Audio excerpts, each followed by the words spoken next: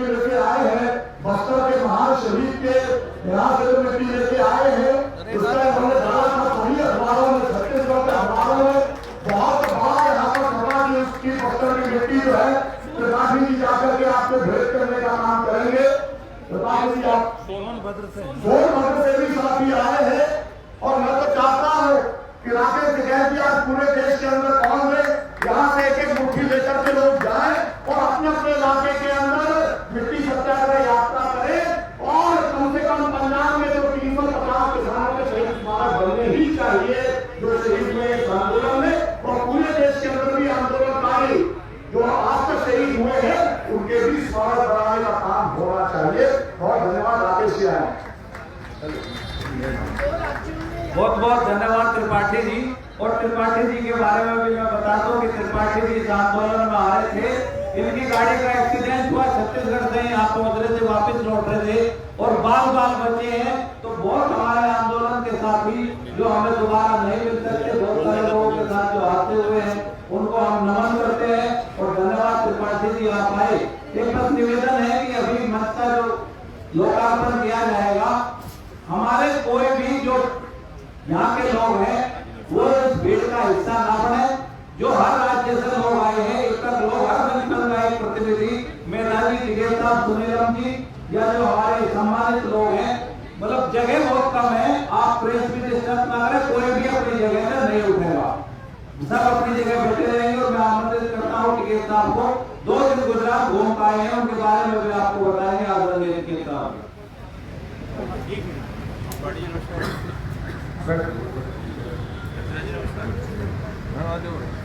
आदरणीय सम्मानित मंच,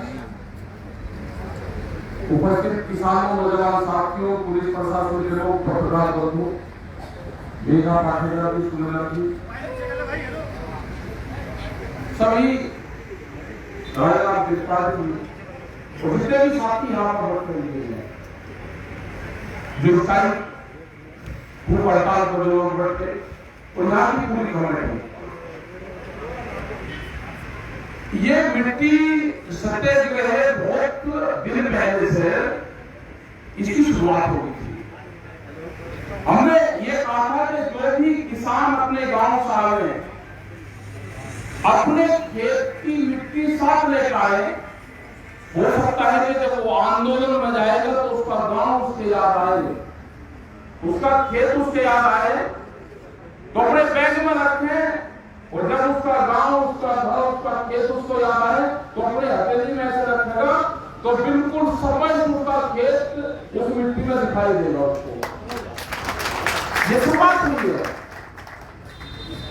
यहाँ पर बहुत जगह से जल आया, ये मिट्टी आई, इसका निर्माण जो शहीद स्मारक होगा उसकी जगह भी नीचे चिन्हित करी, और मिट्टी आई भी पहले भी, और संयुक्त मोर्चे ने इस पर खोल दिया और पूरे गांव-गांव से, देश भर से मिट्टी आई। और आने वाले टाइम पे भी ये होगा कि लोग मिट्टी लेके यहाँ पाएंगे, यहाँ की मिट्टी लेकर जाएंगे, अपने गांव में देंगे और अपने खेत में डालेंगे, तो इस आंदोलन का एक हिस्सा मिल जाएगा। वो अगला इस मिट्टी में होगा कि एक पार्लियामेंट भवन यहाँ पर बन रहा है। हमारा पूर्ण रूप से है कि पैसा खर्चा होगा, उसमें बर्बादी होगी, लेकिन सरकार नहीं मानेगी। सरकार नहीं मानेगी तो ये मिट्टी जो गांव से आई है, खेत से आई है, ये मिट्टी उस पार्लियामेंट की नींव में भी रखी जाएगी। जब भी कोई किसानों का फैसला लेगा, उसको पता रहेगा कि इसका जो निर्माण है गांव के खेत की मिट्टी से, इस पार्लियामेंट का नवनिर्माण पार्लियामेंट का निर्माण हुआ है। मेरे गांव की मिट्टी उस पार्लियामेंट की नींव में रखी जाएगी। ये सरकार को आगाह करवाना चाहते हैं, जब उसका फैसला कोई करेगा। सुनीलम जी बात बिल्कुल ठीक है, गुजरात की बात कर रहे थे, गुजरात में 2 दिन रह पाए। गुजरात स्टेट भारत का ऐसा लगता है कि हिस्सा ही नहीं है। जैसे पाकिस्तान में मिलिट्री का रूल है,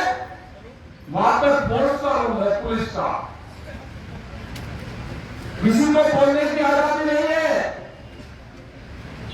किसी को माला डालने की आजादी नहीं है। बगैर प्रोग्राम के निकट पड़ते एक आदमी ने रास्ते में ब्रेकिंग पे माला डाल दी तो 6 पुलिस वाले उसके पीछे टूट के पड़े। माला नहीं डाल सकता, कोई आंदोलन में नहीं आ सकता। अगर किसी गांव से कोई आंदोलन आएगा तो सरपंच की जिम्मेदारी है, वहां के प्रधान की जिम्मेदारी है, लोकल पुलिस स्टेशन की जिम्मेदारी है कि मेरे खेत से दिल्ली के कोई आंदोलन में तो नहीं गया।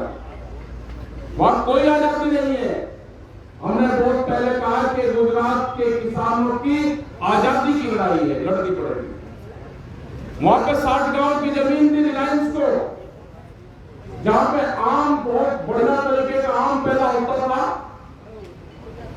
वो पूरे के पूरे खेती करने के लिए रिलायंस कंपनी को जमीन दी। उन गांव के लोगों ने आंदोलन चलाया तो हाई कोर्ट गए, वहां से जीते, रिलायंस सुप्रीम कोर्ट आ गया।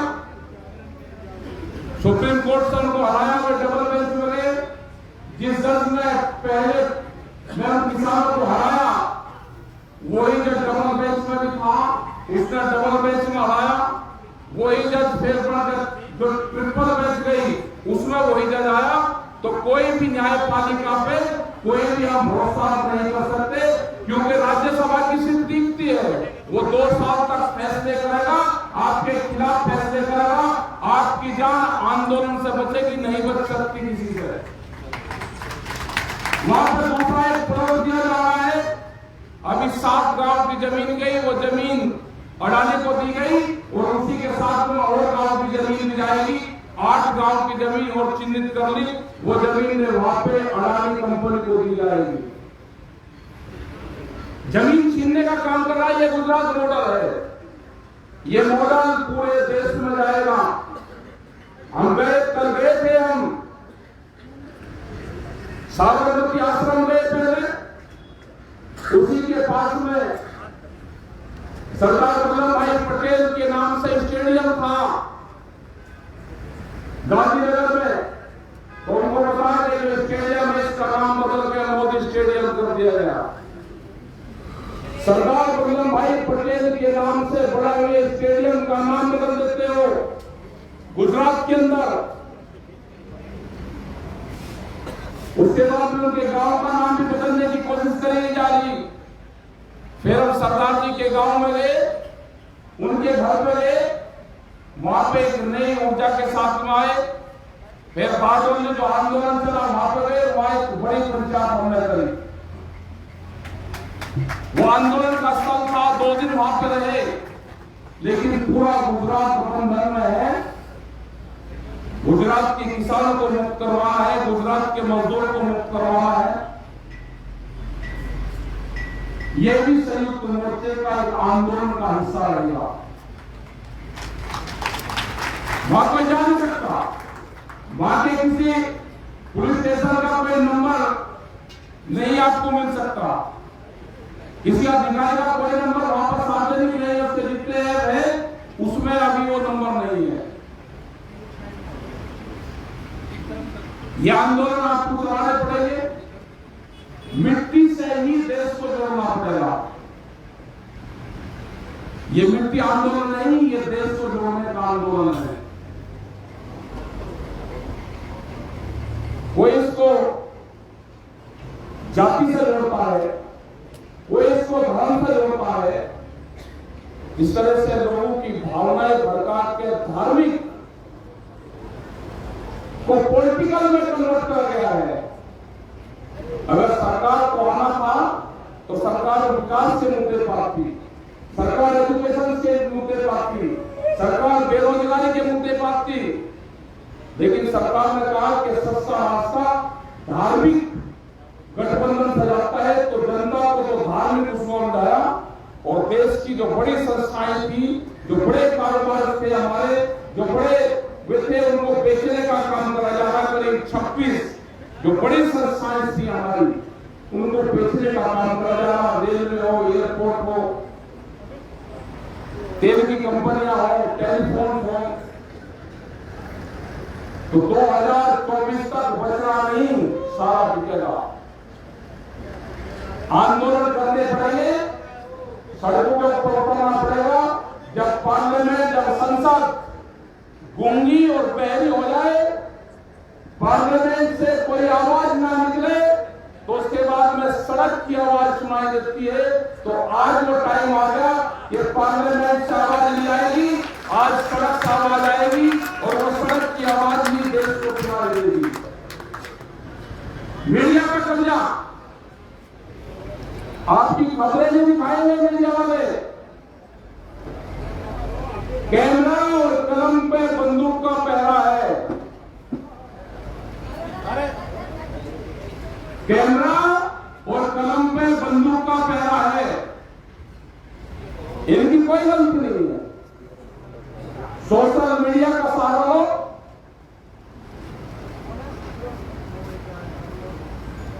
जो युवा है, जो यूथ है, वे ट्विटर का सहारा ले, वे फेसबुक का सहारा ले।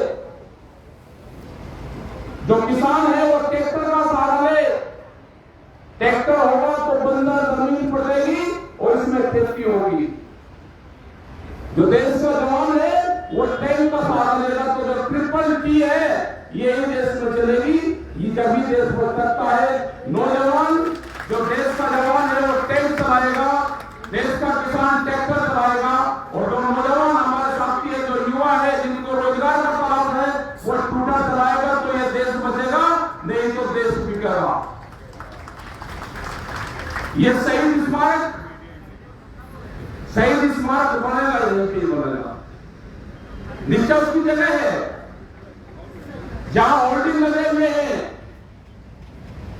या तो प्रशासन उसकी लिखत पढ़त में परमिशन दे दे, नहीं तो उसका निर्माण हमने गड्ढा का है, वहां राष्ट्रीय ध्वज हमारा लगेगा और ये शहीद स्मारक वहां पर बनेगा। जो कोने पे पुल के बराबर में जगह है, ये किसान क्रांति गेट है 2018। इसी किसान क्रांति गेट पे जो हमारा स्मारक है, शहीद स्मारक है, उसका निर्माण होगा। ये उन जवानों का निर्माण भी है, ये उन जवानों का भी निर्माण होगा जो हमारे जवान इस आंदोलन के दौरान, जब से आंदोलन चल रहा, जो जवान हमारे शहीद हो रहे हैं, ये किसान और जवान का शहीद स्मारक यहाँ पे बनेगा। ये किसान क्रांति गेट के ऊपर बनेगा, राष्ट्रीय झंडे का निर्माण होगा और शहीद स्मारक का भी निर्माण यहाँ पे होगा। ये मिट्टी का भी योगदान वहां पे होता रहेगा। मिट्टी आती रहेगी और मिट्टी यहां से जाती रहेगी, लेकिन ये आंदोलन लंबा चलेगा। आंदोलन पूरे देश भर में चलेगा। अभी और ज्यादा आंदोलन बाहर पंचायतों की जरूरत है। कल ही हम रात को करीब 12 बजे यहां पर पहुंचे थे।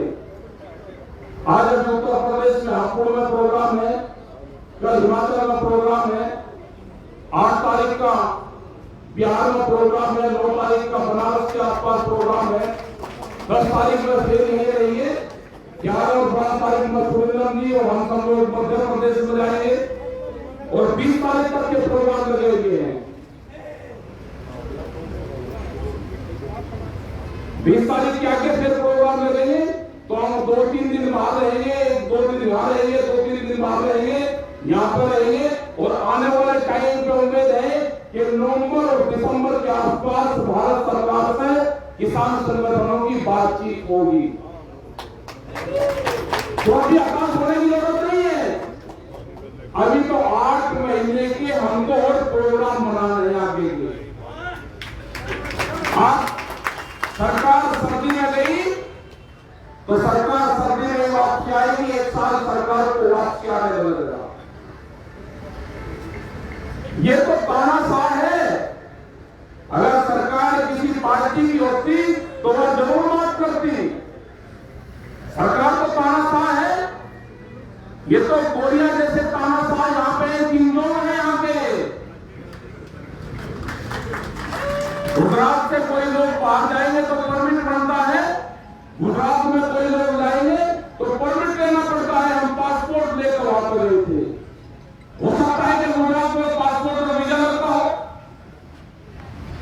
वहां पर गए थे हम।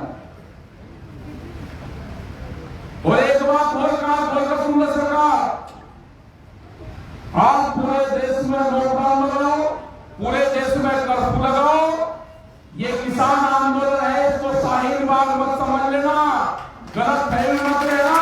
ये आंदोलन खत्म नहीं होंगे, या कोरोना जाओ, कोरोना का खौफ आ जाओ, आंदोलन खत्म नहीं होंगे।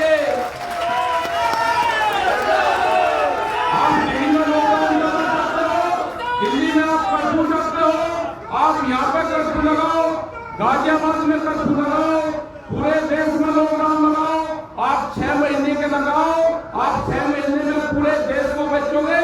ये हमको पता है कि आपकी बार लॉकडाउन लगा तो आधा देश आपकी बार बिकेगा। लॉकडाउन में हुए हुए समझौते गैर कानूनी है। ये संयुक्त मोर्चे ने कहा, जब देश बंद था उस टाइम पे जो समझौते हुए वे समझौते कैंसिल होने चाहिए। हमको बहुत लोगों ने राजस्थान में झंडे दिखाए, पथराव करा, हमने पुलिस प्रशासन को कहा कि ये आंदोलनकारी है, इनको छोड़ दो। उन्होंने हमारे खिलाफ भी करा, लेकिन वे देश के आंदोलनकारी है, उनकी विचारधारा अलग हो सकती है।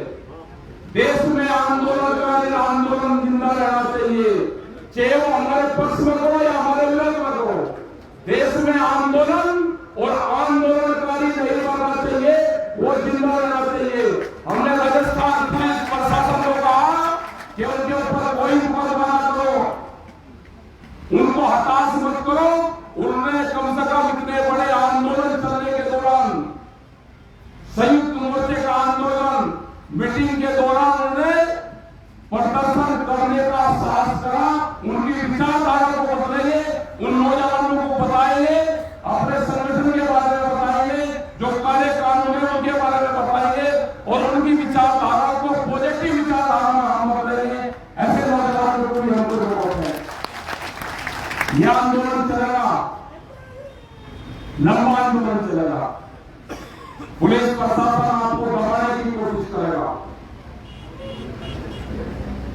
आपको इलीगल तरीके से दबाएंगे। एक घोषित कर्फ्यू है देश में, वो कर्फ्यू में नहीं लगाएंगे, लेकिन अंडर प्रेशर आपके ऊपर दबाव रहेगा। ये मुक्ति अभियान चलेगा देश में। गुजरात के किसानों का मुक्ति अभियान चलेगा, प्रेस की आजादी का मुक्ति अभियान चलेगा। जो नेता अंदर अपने घरों में कैद है, उन नेताओं की मुक्ति अभियान चलेगा। ये बीजेपी वाले ये मत समझे कि हमारी सरकार है, बीजेपी की सरकार है ही नहीं। 2014 में जो ज्ञान हो जाना चाहिए था, जब नारा लगा कि मोदी सरकार, आपकी बात मोदी सरकार, तो बीजेपी वाले तो खाना खा हमको पहले अपने झंडे दिखाए। आप तो अपनी पार्टी को बचाओ, आपकी पार्टी गई, आपके नेता के संदर्भ है, आपके नेता को दिल्ली की चमकीली कोठरियों में कैद कर दिए। जैसे जम्मू कश्मीर के नेता जो अलगाववादी थे वे बंद करे गए थे 6-8 महीने, ऐसे ही आपके बड़े लीडर दिल्ली की चमकीली कोठरियों में कैद है। पहले उनको आजाद करवाने का आंदोलन चलाओ। एक और यहाँ पे पता चला हमको कि गोडसे जिसने महात्मा गांधी की हत्या करी, उसकी यात्रा निकाली है, शोभा यात्रा।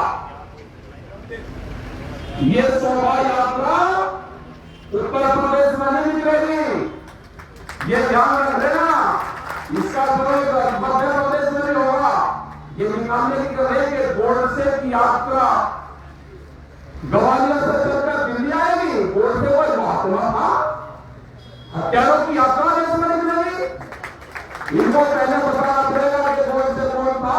होली को होली लगाओ कि महात्मा गांधी को हत्या करने वाला गोडसे है, वो हमारा पूर्वज है, हमारा मसीहा है। बीजेपी वाला संघ के लोगों को लिखना पड़ेगा। वो यात्रा नहीं निकलेगी, गलत फहमी निकाल देना कि उत्तर प्रदेश की जमीन पे उसकी यात्रा निकलेगा। जब मधुबनी में